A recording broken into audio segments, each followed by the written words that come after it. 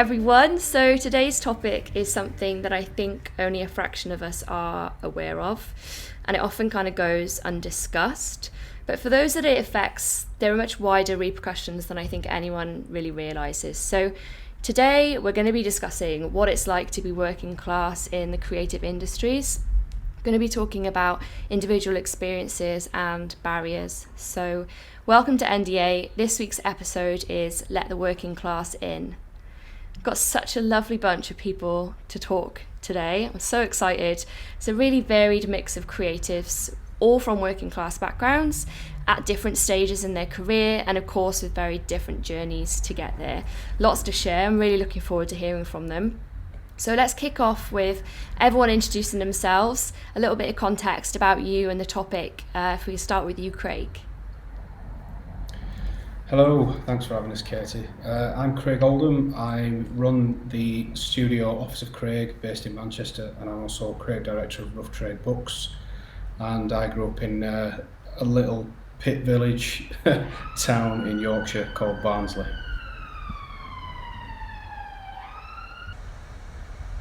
I'm Verity. I'm a senior designer. I live in the Cotswolds now, but I grew up in Halifax.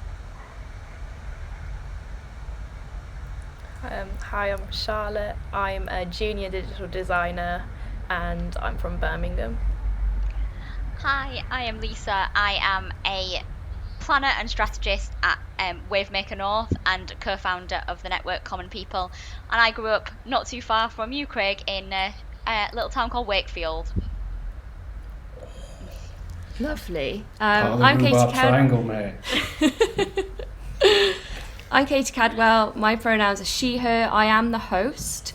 Full disclosure, I am also from a working class background. I am way further south than everyone else though.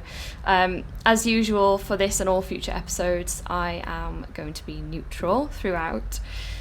So I think it makes sense to kick off with some stats so we kind of understand the problem that we're chatting about today.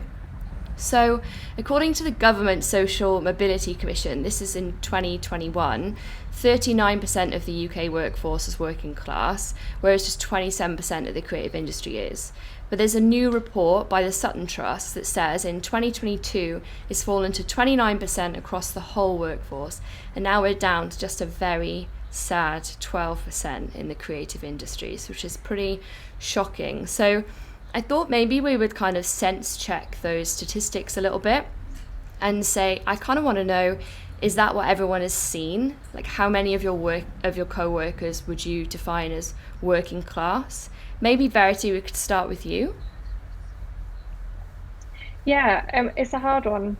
Now I work outside of London. I would say that the percentage has probably gone, down quite a lot. I knew London was really diverse. I knew a lot of people from a lot of different backgrounds, but yeah, not so much outside of London. It seems to be my experience. I'm the only northerner in my team, or sort of people I work with. Yeah, cool. Someone else? Charlotte, what about you? Yeah, I'd say the team I'm currently working is I wouldn't say so diverse. I think everyone has come from like a working class background, so we're all sort of in the same boat or have had the same experiences, like going through our journeys. So, yeah. Cool. Lisa? So I think I'm quite lucky where I work, because I work at a media agency in Manchester, but I think if I was doing the same job in London, there definitely would be a big shortage of people from working class backgrounds. And the specialism I work in strategy and planning, if you look at the ad association data, is one of the worst for people from working class backgrounds. Whenever I've kind of gone to London to work, I've noticed a big difference in the makeup of the types of people that are in the industries, and I suppose in those leadership roles. So advertising definitely has a real problem with that. Yeah. And it's slightly different question for you, Craig. Yeah, I was just going to echo what Lisa said, really. It's different for me. I mean, I'm actively, or I try to be as active as I possibly can, aggressive towards the kind of inequalities and imbalances and absolute fucking mess, let's be honest, that the creative industries is in. So I actively hire women, I actually hire minoritized people when I've got the opportunity to take on grads, for example, and largely try and sort of do my little bit of what I can and be a good citizen, as it were. But in my experiences, echoing what Lisa was just saying, I think the difficulty in discussing with this is the kind of overlaps and the kind of intersectional sort of issues and problems, because it's not just class that's a problem in this, but that's piled on with gender imbalance, that's massively piled on with like the regional imbalance, and London is such a kind of black hole that swallows up and pulls in so much kind of people, talent, resource, money, all of this kind of stuff gets in there, and that is a massively middle class kind of playground. In my experience and in the experiences that I've heard from others, that imbalance is what you see. Because in my experiences outside of London, in Manchester, in Scotland, for example, I think it almost tips the other way. There's still a lot of the kind of middle class brigade are still there and they're still present, but I feel that there's a lot more accessibility from working classes into the creative industries and into creative communities outside of London. So I think it's all kind of intertwined a little bit, and that's what makes it even more problematic and more compounded in my experience. Totally. It's really interesting. Oh, sorry. No, you go for it. Yeah, I was going to say it was really interesting. I was chatting to our rep at Channel 4 and they've just opened a Leeds office. Channel 4 has a little bit of a reputation, doesn't it, of being very privileged in its makeup, but they have said that having an office in Leeds has changed the makeup of the kind of commissioning teams and the people getting jobs there. So I do think regionality is a really big issue, and actually solving the problem in London isn't necessarily solving the problem. You've got to make the industry more national. Yeah, totally agree with that. Can I ask Craig about the makeup of your studio, and maybe I guess you can talk a bit about rough trade, although I don't know how much control you have over hiring there.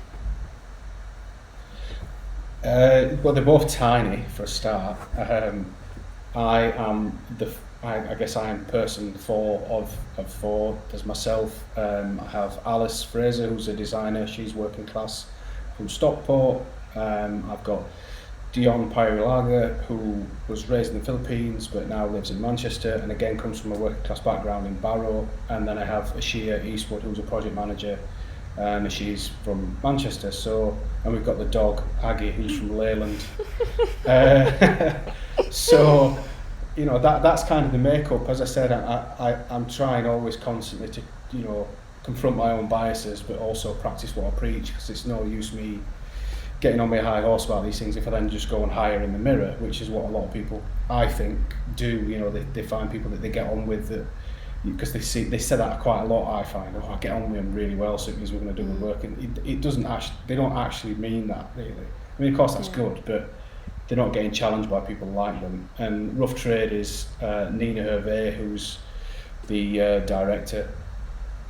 She's from Jersey, but it definitely comes from a working class background. Her dad's a farmer there, and herself and me are kind of the only 2 people that run it. We have people that we rope in to help us with shit that we can't handle, which is Nina's husband, Will, and Susanna, who helps us, and Kate, who helps us with press. But we're largely all working class people, and proud of it, really. It's quite interesting that I don't know, I'm going to just park this and maybe we can kind of think about it, but that we're all in situations where we're surrounded by working class people too, and whether there's like a parallel there. And like you said, people kind of hire the people that they see and as a reflection of themselves, and maybe we feel a little bit more comfortable in those environments. But I think before we jump into that, somebody shared an experience in the NDA DMs, and they went to a uni in Newcastle, and out of a course of 60 people, only 3 of them were from the kind of surrounding areas. Everyone else had come from London, other affluent areas. And Charlotte, as our most recent grad, I just wanted to ask, what the makeup of your course was like. Was it similar to that? No, I don't. Well, I think everyone did come from afar, but I feel like in terms of working class, maybe not as many as I thought, or like not as many people as were like me, so to speak. So I stayed in Birmingham. I couldn't really afford to like move to a far out university, so I thought staying at home and like cutting back costs there would help. So yeah, like I don't know, like I thought more people maybe would work alongside university, because I knew from the get-go that was something that I was going to have to do, but not a lot of people did. So yeah, I think I had 3 jobs at the height of, I think it was year 2 actually. I had 3 jobs. I was working about 30 hours on top of university. My tutors were like, why are you working that much? And I was like, I gotta survive.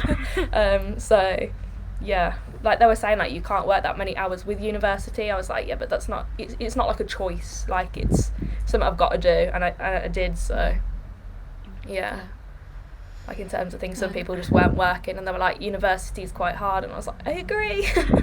So yeah. I worked at a bookies during my time at university, and it was the same. Like out of a house share, I was the only person that used to go out to work. No one else seemed to have a job, and I remember finding it really unjust that they'd have a summer job to pay for their holidays and then would get a massive tax rebate in April, but because I worked a certain amount of hours I didn't, and I was like, this is such an unfair system. But yeah, I was the only person in my house and one of very few people on the course who went out to work. Yeah, I think that's I a think I was real. quite I lucky. think that's a real theme. sorry. I think Can I I was ask quite if lucky anyone's... then. Oh, sorry. Sorry. I was just going to ask, can I ask if anyone's parents knew what the hell they wanted to do when you were making your choice to go to university? No, mine didn't. I don't come from a creative family. My Same. mum's a nurse, my dad's a textile worker at the time. So no, they had no idea.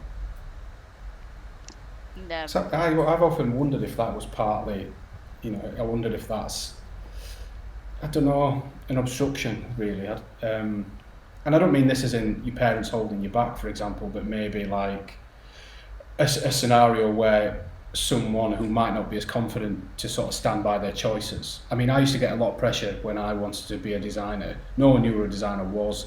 I didn't really know what a designer was. I was just regurgitating the words that someone had told me that's what I did. And I felt pretty confident sort of standing by that, and I'd really supported parents. But I can imagine a lot of scenarios where not even the parents being supportive, I'm sure that happens a lot, but not being able to articulate what it is you want to do, and it being so alien that you can't stand there and go, no, I really want to do this thing because I can see a career prospect. And then you get confronted with all that, get a proper job, learn a trade, whatever it is, those kinds of things.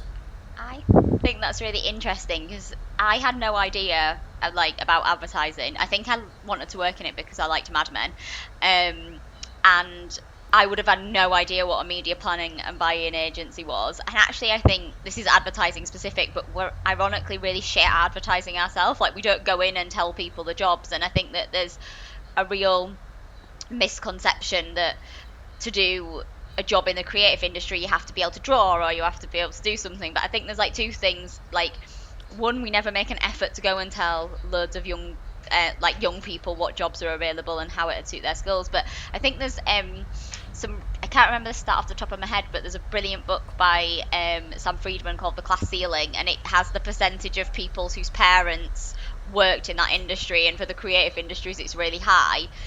And so, one, there's that network of people knowing people to get them in the door, and then if they go to an interview, they know what to prep and they know what to ask for, but it just feels like there's no exposure to I don't remember anyone at school ever talking to me about advertising as a career. I can't remember what I got told, but never about anything in the creative industries. I think because I was from I really wanted to do art back in GCSE, and that's all I saw. I was like, maybe I'll go to university and do art. But my brother's an architect, and he was like, are you sure? And then he started showing me stuff about graphics, and I was like, actually, this might be a better map down from a career sort of thing. So it was my brother, but my mum and dad were 100% supportive no matter what I did, whether it was art, anything, because I think I come from a family of nurses as well, so they were like, be a nurse, but like my parents were like, do what you want to do. So I'm kind of glad my brother was there to say no, like maybe graphics is a good idea, and he was right. So just to say, I had another DM about someone who was talking about the difference between going to kind of private and public school and the emphasis put on art, so that you might be doing some of those subjects a little bit earlier, and that by the time they got to university they felt on the back foot a little bit because they had not been pushed to explore their creativity. So it'd be nice actually, Verity, I know it's a little bit longer since you left uni, at the risk of outing you, but it'd be cool if you could talk a little bit about, you had a really specific story where you felt the difference in your background. You'd be happy to chat about it? Yeah, of course. So it was 10 years ago that I left uni, so it doesn't feel that long, but is that long. And I was desperate to go into branding, as I think having hired for internships at the moment for my agency, it seems to be a really popular sort of choice. And at uni, obviously you learn about how to put yourself out there, where you can, make a creative CV and really stand out from the crowd because there's so much competition. And so I designed, without going into too much detail, I made like this latex CV, which is all about me being flexible and adaptive. And anyway, so I made this thing and I took it to an agency in London and got the attention of the creative director there, and they offered me an internship. And I was desperate, just so desperate to work for them, but the position wasn't paid, and there wasn't, there wasn't, and this isn't not to say a bad thing about them, I just don't think it was particularly maybe the done thing then, but it wasn't paid, and I was coming from Leeds uni, so moving down to London, and I physically didn't have the money to go to London. I didn't know anyone there. I didn't have any family there. My parents couldn't support me, and I wouldn't have asked them anyway, but it just couldn't happen, so I had to turn it down. And I think about it a lot because I have still not quite managed to get into branding now, because I had to take a job that paid, and that was a corporate job, and then how one job leads to your next job, and it kind of gets harder to, if you don't maybe specialize early, or at least that's what I've found with mine. I'm sort of still trying to get in and edge myself in, but never quite managed it. And it does make me wonder, obviously I do not hang everything on that one part of my career, but it does make me wonder how it affected things, and sort of what my career would look like now if I'd managed to do it. So that was my experience. Can I think you've hit the, not the nail on the head, because I think there's a lot of nails that need hammering here, but money. I don't want to let this agency off the hook, because I graduated 12 years ago, so I'd probably take the prize there, but when I was doing placements in my second year and third year at university, it was, I was getting paid, and I was asking to be paid because I couldn't do it otherwise. And I think, it's that old saying of, 9 of every 10 problems can be solved with money. And I think this is definitely one of those where it would help if we were transparent about pay, if everybody agreed to a kind of at least a minimum wage or national living wage for placements and internships and access points into the industry. You would suddenly, I think, people would have much more kind of confidence to go into an opportunity, because they know what they're getting paid, they know they can sort of make ends meet in some way or another, or at least they know they're getting some sort of contribution to their expenses and their expenditure in order to make something like that happen. And I think that is massively important. Mm-hmm. All that, do it for your art fucking nonsense. It's like people need to contribute financially to this, otherwise it's never going to be solved. It's only going to be those with money that get access. And I think it has. Oh, sorry, Lisa. You go. I was just going to say, I think it has changed. I just doing research, before this chat today, and I don't know whether you guys have seen it, but Fiasco, who are based in Bristol, have been doing an open internship, and you don't need a CV, it's fully paid. Your travel and accommodation is covered if you live outside of Bristol. Like, that is amazing. They've recognised that there is a diversity problem, a representation problem in the design industry, and just again looking on the sort of jobs boards today, there's an internship going for Dixon Baxi, there's one going for Koto, and both of them pay the living wage. So I couldn't see any just sort of from a couple of hours that were free. So I feel like we as an industry, I think, have recognised that, you know, there is a problem, and I think it is changing. I think people working for free makes me so cross. It just should be banned. But I think it's quite. The thing that makes me more cross is in all of the industries we work in, that in certain places there is a lot of cash. The CEOs and heads of new business and all of these titles getting paid a ton of money, and actually there is money to kind of pay people properly.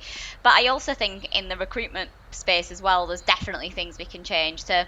I think law have ironically got quite good at social mobility compared to the creative industries, where they have never been good. And one of the things they do is they fund people to get to interviews, so they don't have the stress of having to get a train into London. And actually, we give a lot of money to recruitment consultants. It'd be really nice if we just gave some of that money to someone who could get to an interview and maybe get someone brilliant along the way. I just think that it should never be acceptable in 2022 to expect people to work for free, because one, you're not going to get the best talent, you're just going to get the people who can afford to. And I just think it's a bit disrespectful to get people to come and work for free. Yeah, definitely. If it should be publicly outed, in my opinion. No, we're not going to ask you to do that, Verity, though, don't worry. Craig would, but no, we're not going to ask you to do that. But what I would love to ask you, when you look across at some of your peers that you graduated with, who might have come from a slightly different background, and you're kind of following their career. Like, I think you're really brave, right, to come out and basically say, I think this was a point in my career that changed the kind of progression and where I went from there. Do you look across at those other people? Do you feel a little bit of resentment, like maybe they had a bit of a hand up, maybe they had opportunities that you didn't get given? I think I probably have a specific person in mind who is now working for that agency, who I got the internship for, and I wouldn't personally feel any resentment. We were definitely from different backgrounds, but I can't say I knew him sort of well enough to really know sort of what his background was. But I don't feel any resentment per se. It's more just like equality for everyone, isn't it? I don't feel angry about those people who have had those opportunities, because obviously that's what I wanted. But yeah, I don't feel resentment. That's just me personally, though. No, that's good. Thanks for answering. If it's all right, well, I do want to move on to like social and cultural implications, because I think there are lots of those, but it is impossible to avoid talking about like financial limitations when we're talking about barriers to the industry. So Charlotte, if you're happy to just chat a little bit about, like, I know that you had to maybe take out some loans and kind of finance yourself, had a little bit of help from your tutors. We talked a bit about bursaries. Can you just give us a bit of an overview of what it was like to do 3 years at uni and kind of fund yourself? Yeah, it's definitely difficult, like especially with the amount of jobs I had, and like picking and choosing. Like, I think a few times I sat in the morning, I'm like, I had a shift starting right after university. That shift would take me to 4 a.m. I'd have uni again the next day, and like sometimes I was like, can I get away with missing today at university because I know what I'm doing and I'll just catch up when I can, sort of thing. So that them questions did like sort of pass my mind, but I did try and go to university as much as I could and, you know, get what I needed from the course to be like the best designer I could be. So I do think that was hard. I also started university with not a great laptop. That I think that really put me at like on the back foot. Like first year I was on a back foot because my student loan didn't come through straight away. There was issues with it. They told me I could only get a certain amount, and I was like, I can't live on that, because they didn't do my forms correctly. So I had to wait, I think, until late October for my funds to come through, and obviously you start in September. I had no laptop. But I had a tutor actually who recognised that I was really struggling, and he actually managed to get me a computer. My mum and dad and myself obviously never forget that, because he put me in a position where I was like, actually, here we go, like I can really focus on my work now. Like that sort of makes your experience, and like I won't forget it. Obviously he was just like such a great tutor, and that sort of did put me forward. But like at the same time, should that have been a tutor who had to do that just so I could, you know, progress and move forward in my like career and my studies? So yeah, it was tricky, man. Like, so I sort of wish that I saved money from when I was working from 16 to sort of help me through university, but again, that wasn't like an option. So it was just, it was like living paycheck to paycheck and student finance to student finance, to be honest. Yeah. You talked a bit about the form filling out going haywire. A lot of people say, oh, there are bursaries, you know, there, like someone might say, oh, there's a bursary for that, you know, you could have gone after the John Hopkins Award, or, you know, they're going to sound like John Hopkins or some kind of Reginald type character.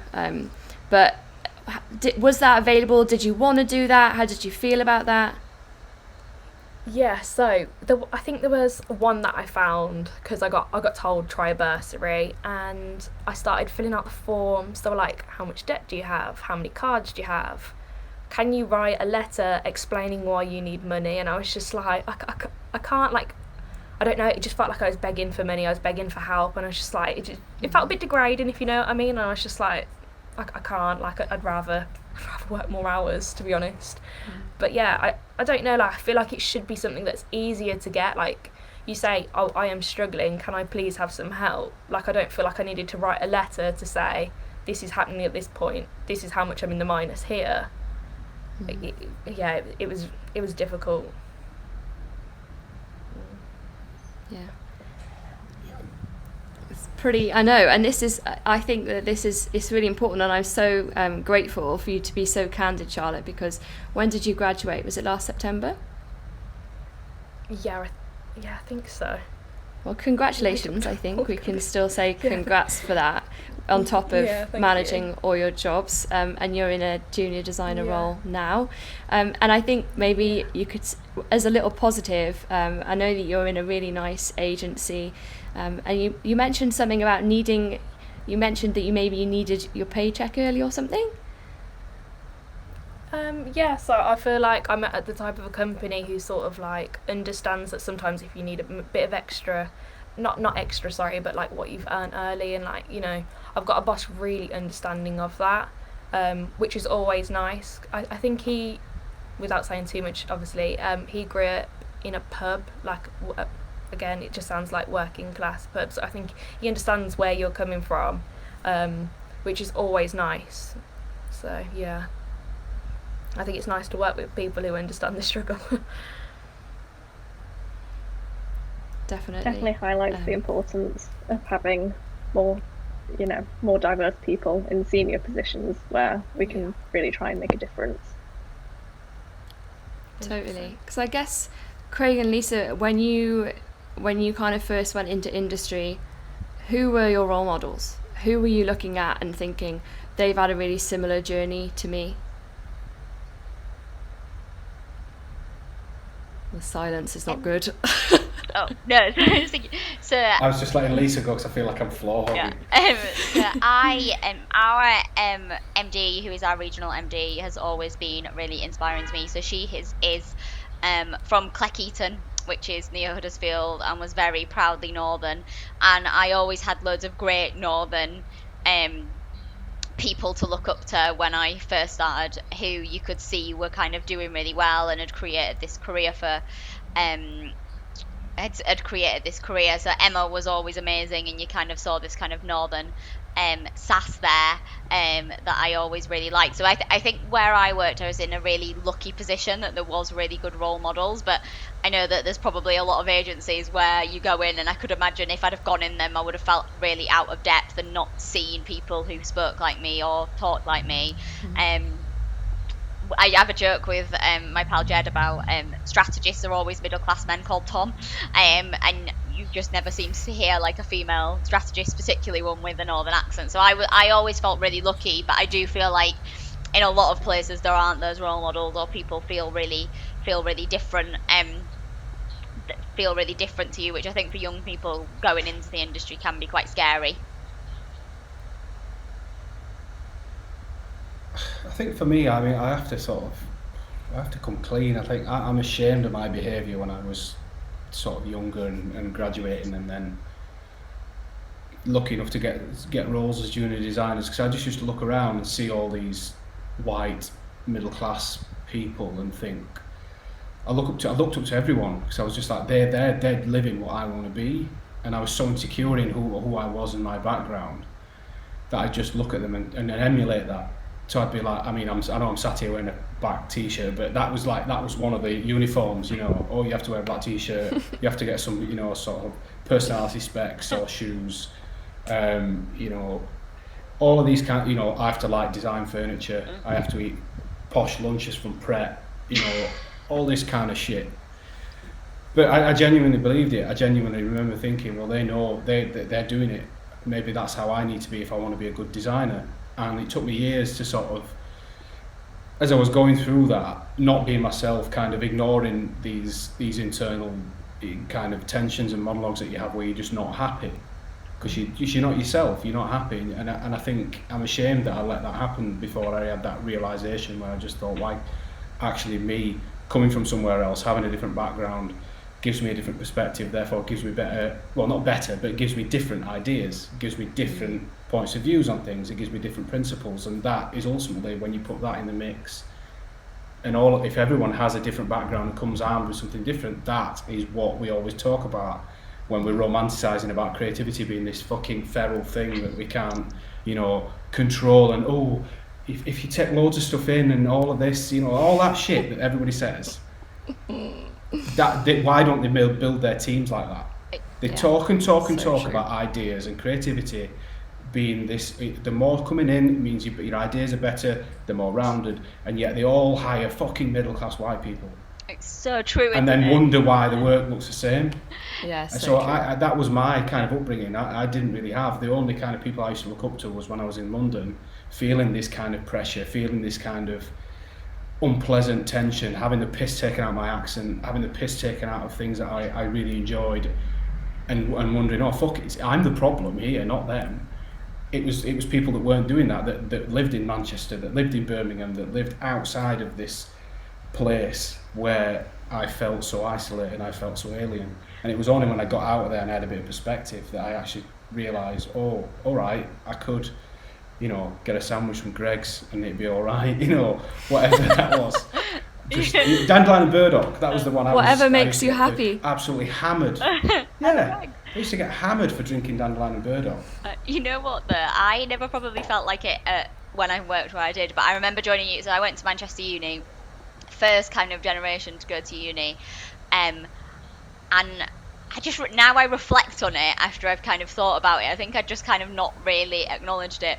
But I remember joining, and they sound so trivial, but everyone really liked rugby union, and in Yorkshire it was rugby league.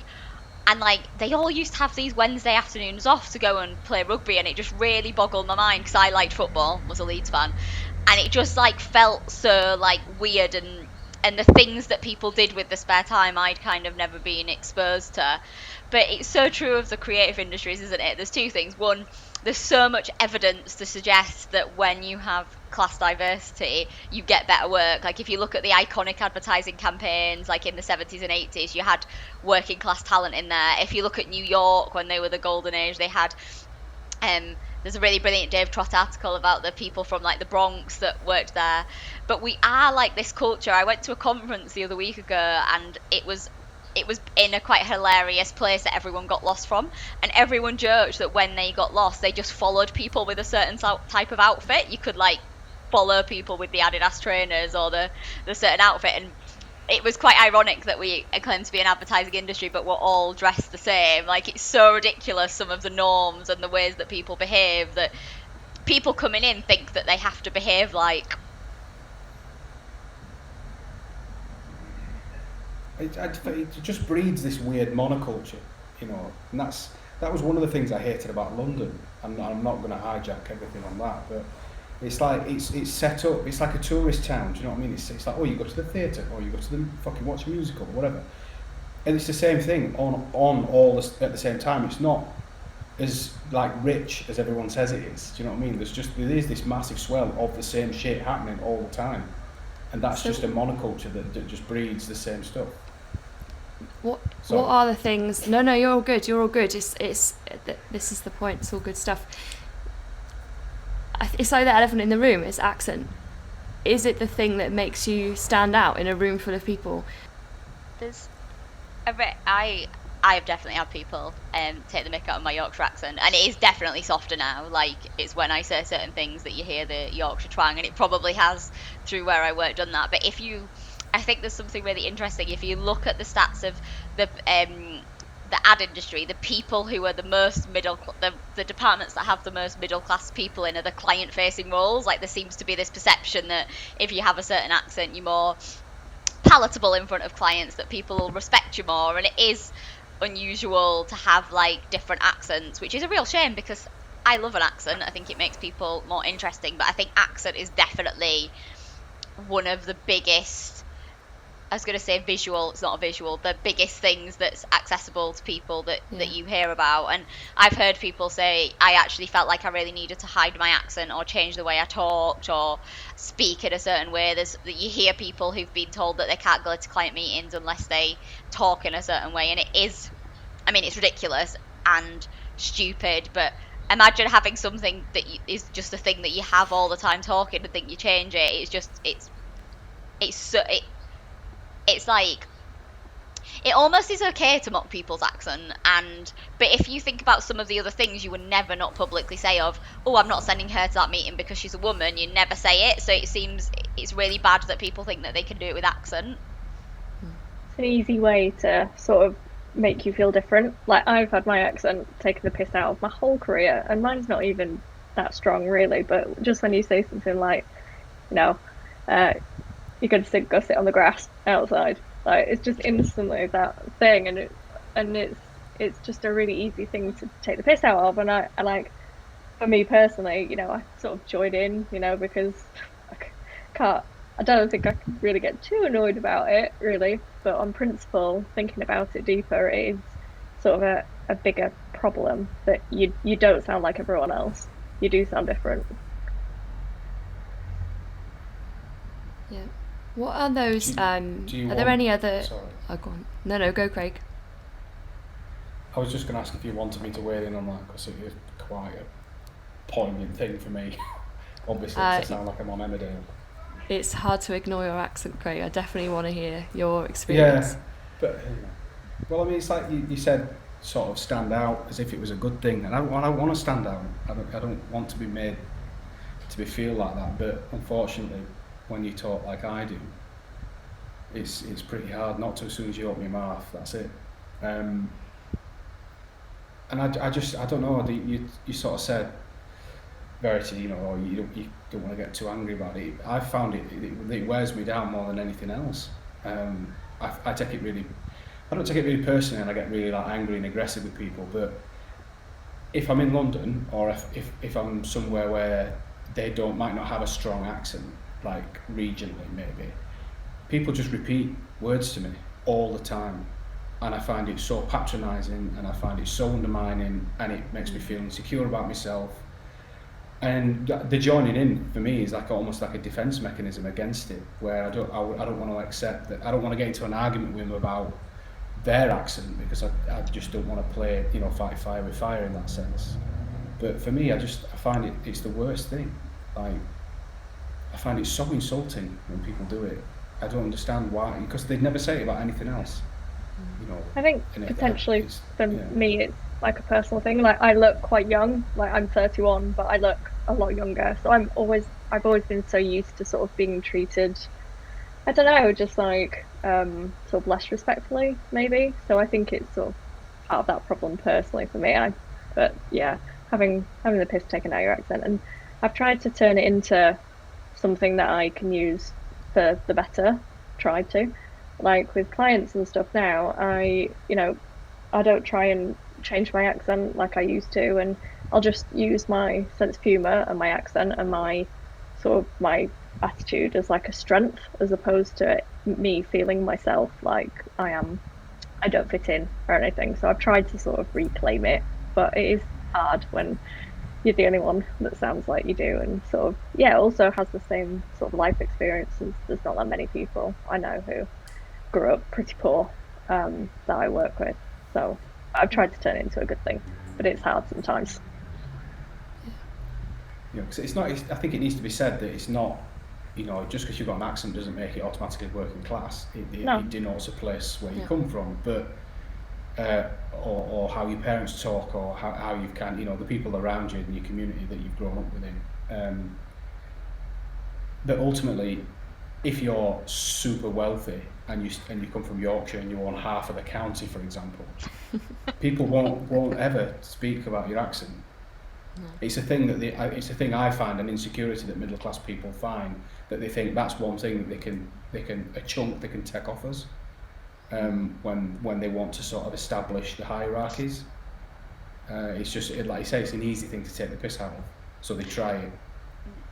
There wasn't there, when Angela Rayner was having a debate with Boris Johnson and they had the whole thing about her legs being out, they made a comment in the news about her accent and the way that she spoke, which is ironic because she's way more articulate and lands a point much better than Boris Johnson. But it's like an easy thing for people to latch onto, that you read about so often, people saying it's quite scary actually how much it is used. And I don't think until you are aware of it you notice that it's happening as much.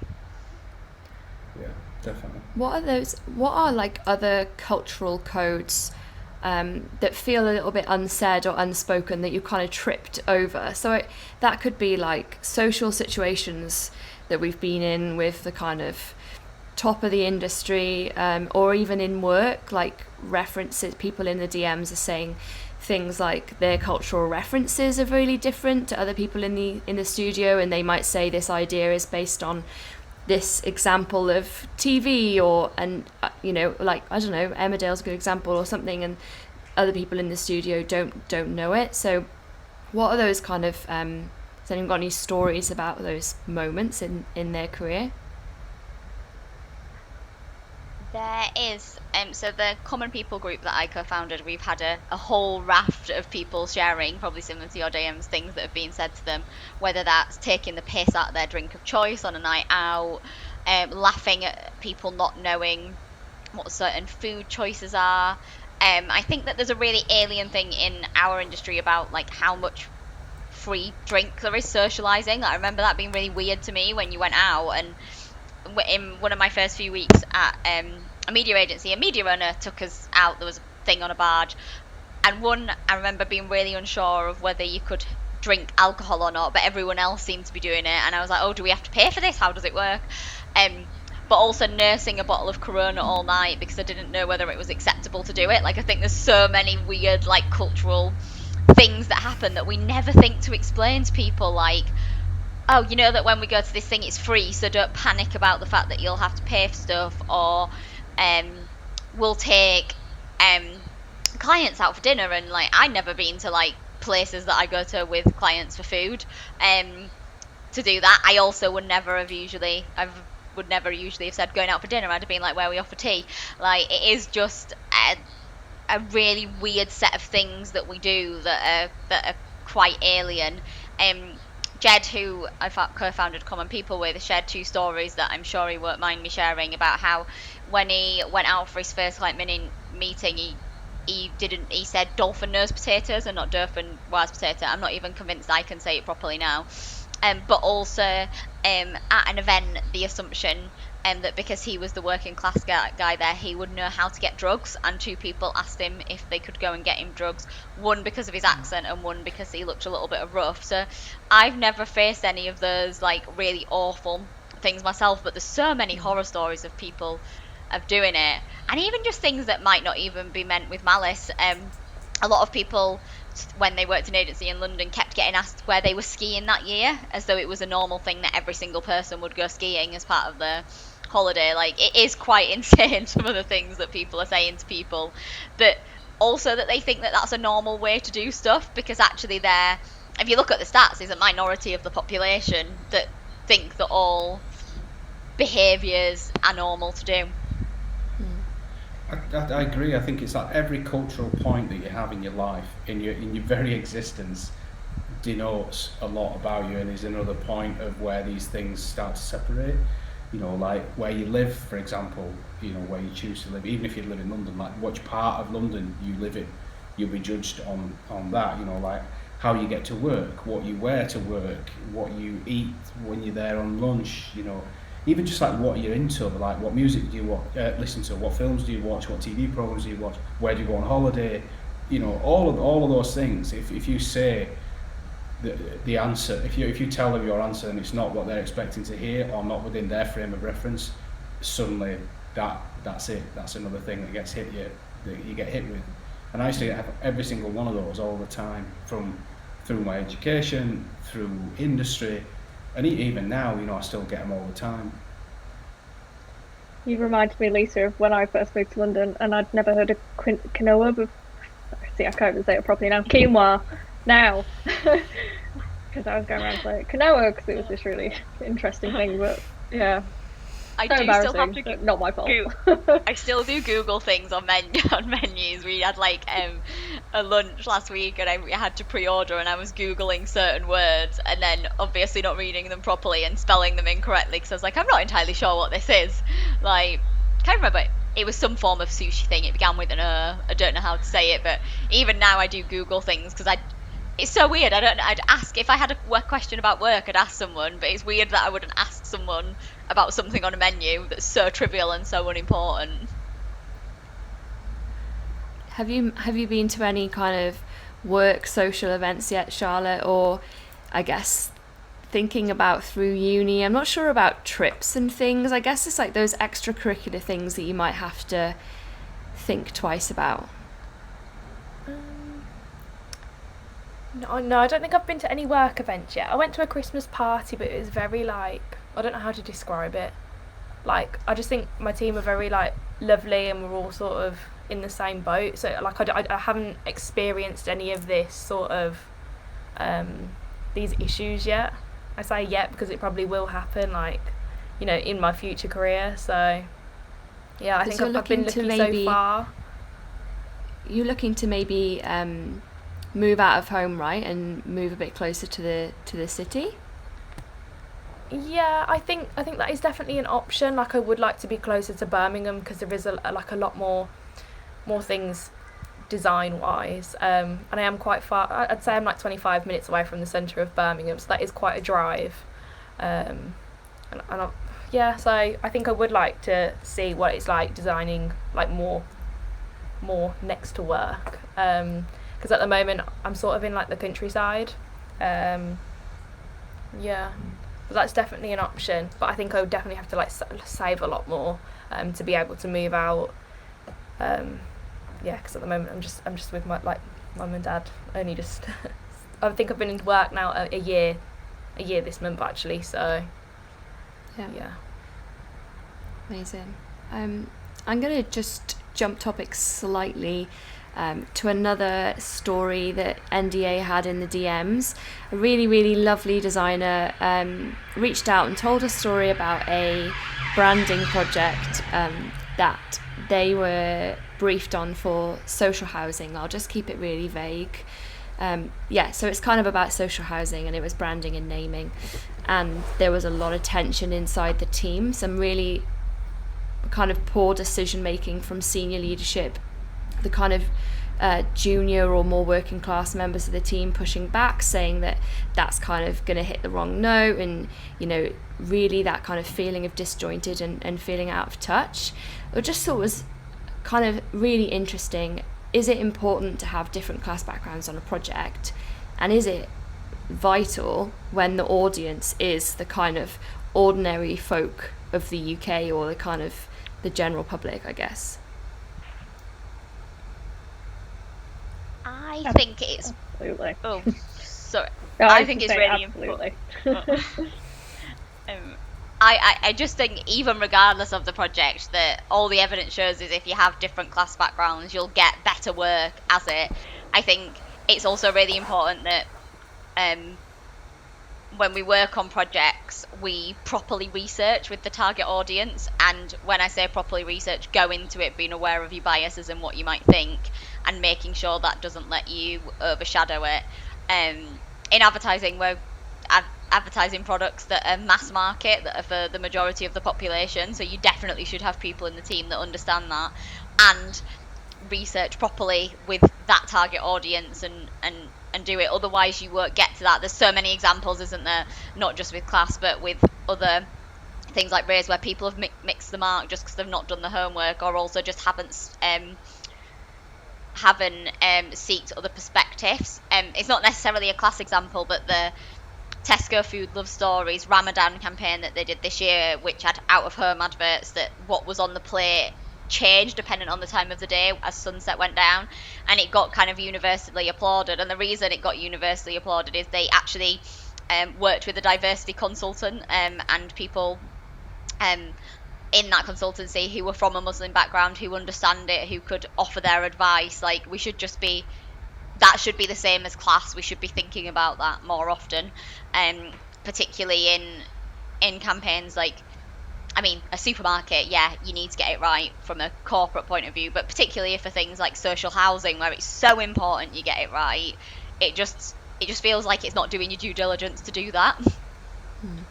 It's just good practice, isn't it? I mean, it's best practice, basically. I mean, you're not going to gain any insights unless you have, personal experiences in whatever it is you're trying to do. Otherwise, you're just enforcing your taste onto somebody.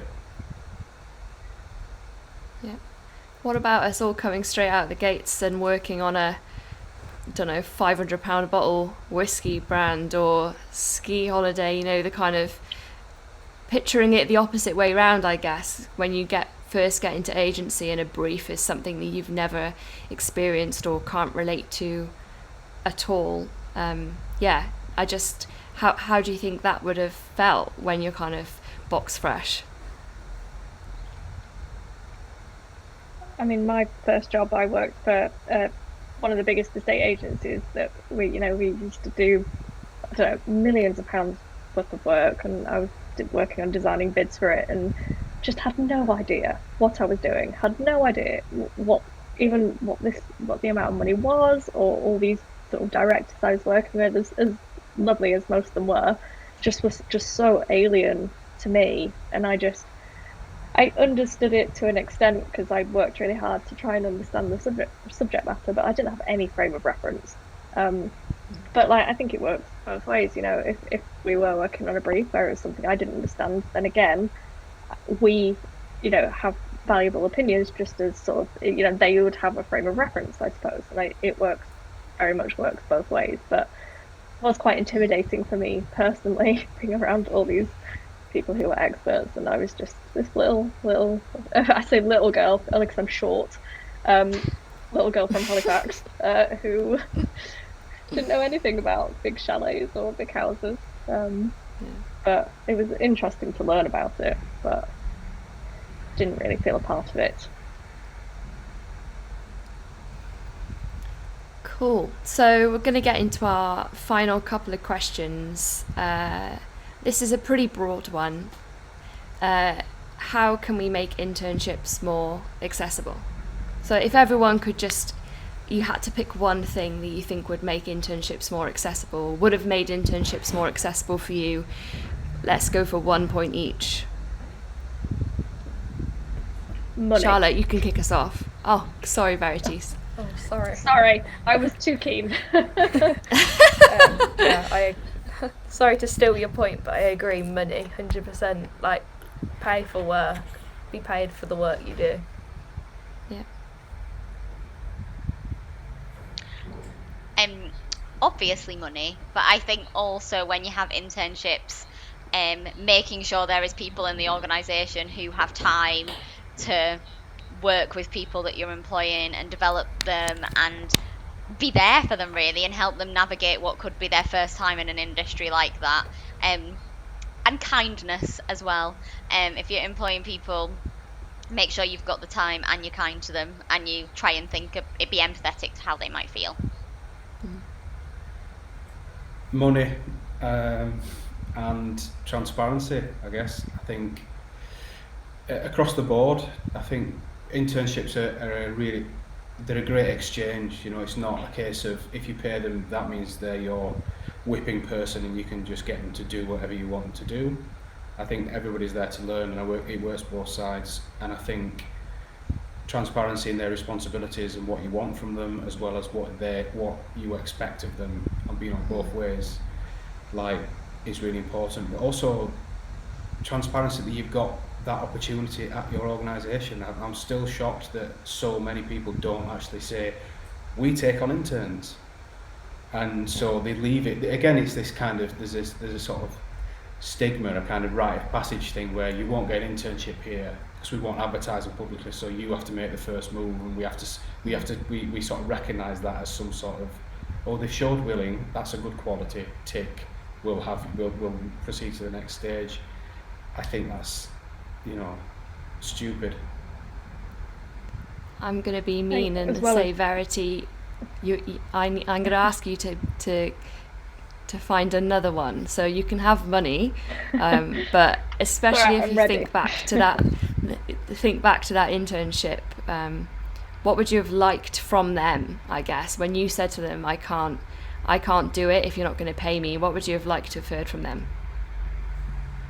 I think just having someone, and I don't know the ins and outs of who worked there then, but I feel like if you had someone like me, who was one of the senior people who had come from a similar background, they would think, right, there's something we need to do here. It's like, we can't just hire people whose parents can afford to support them in London. And I'm sure maybe people thought that, but my other point, as well as money, would be to have people in senior positions who really take it upon themselves to change this, because it's within all our powers to make this better. I'm heading up our sort of intern thing for my team, and it's really important that we're obviously paying the living wage, but also geographically we're not they can work anywhere, they can work from anywhere. It doesn't matter if they can't travel in or afford to, and that's really important for getting those people. So it's definitely something I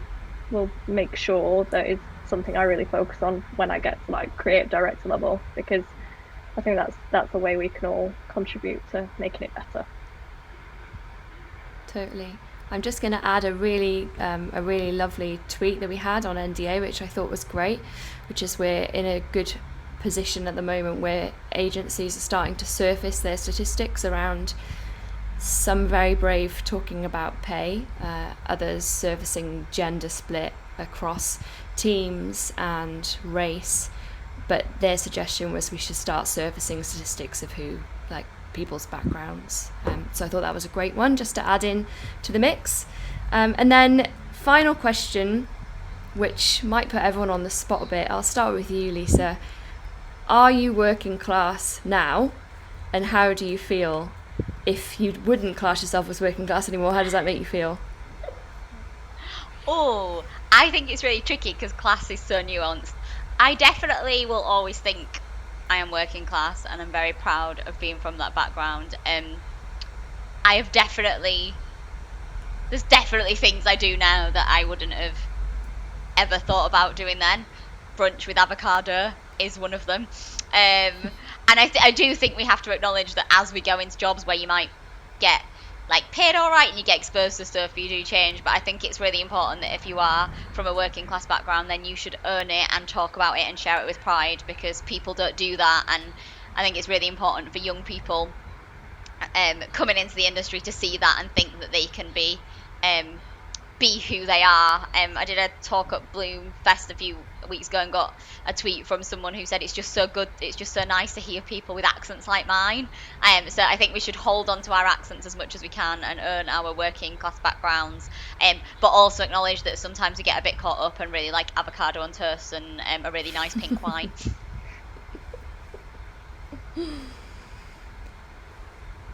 Verity, are you working class? I would say very similar to Lisa, to be honest. I'm not anymore, because I am in here, but I'm actually not out here in my life particularly. Like, I live in the Cotswolds. You can't get any more middle class than that, and I recognise that. But at the same time, I'm like so proud of where I came from, and I'd never pretend to be anything other than what I am and where I came from, because it does make me, a more well-rounded designer or creative, in my opinion. And, just recognising that and owning it, as Lisa said, completely. And, not apologising for it, which I do a lot. Sorry. My pal Mia wrote a really brilliant piece called "Are You Having a Class Crisis?" and she talked about loving a fancy food but also really enjoying fish fingers and waffles and beans for a tea, and I've never felt more kind of seen as I read that article. I was like, oh, that's me. Charlotte, I guess maybe you're still in that phase, just out of uni, kind of still figuring out a little bit who you are. Would you have described yourself as working class before I asked you to come on to a podcast about it? Yeah, I would say so. Yeah, definitely. I think the struggles I've had, yeah. That just leaves you, Craig. Yeah, I mean, class traitor, it's difficult, isn't it? I mean, you can make arguments of, on the one hand this and the other hand that, but ultimately I think, I don't know, I remember reading somewhere that working class people get showered after work and middle class people get showered before it, and I think ultimately that rules us all out, probably. So yeah, it's difficult, because I think working class isn't necessarily assigned to an industry anymore, and I mean that in a broader kind of systematic thing, not just jobs. It was a certain kind of industry that you were always aligned to, and I don't think we have that anymore. But I will always identify as working class, because that is definitely how I was raised. That's definitely where I come from, and that's definitely the values and principles that I live my life by. I just may earn more, perhaps more money than my parents did, and I live in a different area, but ultimately I can't ever let go of that person, and I can't ever not be seen as representing that kind of class, because I think it's really important for people to see people from different classes, from different genders, from minoritized communities. They have to be seen and be present for other people to then see themselves doing that, and I think that's fundamentally important, no matter how whatever circumstances your life might be. Leave the gate open behind you as you walk through and let other people in. Lovely. So I just want to say that thank you so much, everyone, for being so candid about a topic that's complex, like you said, and it's layered. Just a theme in kind of, this has been so many people have got in touch about this episode, and I think the common theme that ran through all these messages was this feeling of not belonging. So I guess I just want to say that I hope today makes you feel like you absolutely belong in these spaces. All these people here absolutely belong. Everyone belongs on NDA. You can come on anytime. There are a lot of resources about working class creatives, and just obviously Lisa's mentioned common people. Absolutely go and check that out. The other thing I would say is the Working Class Creatives database is amazing, and jump off this podcast, jump straight onto another one. Aidan Toplitsky's whole podcast is about interviewing working class creatives. It's brilliant, so please go and check that out. And on that note, I'd say that this is a wrap.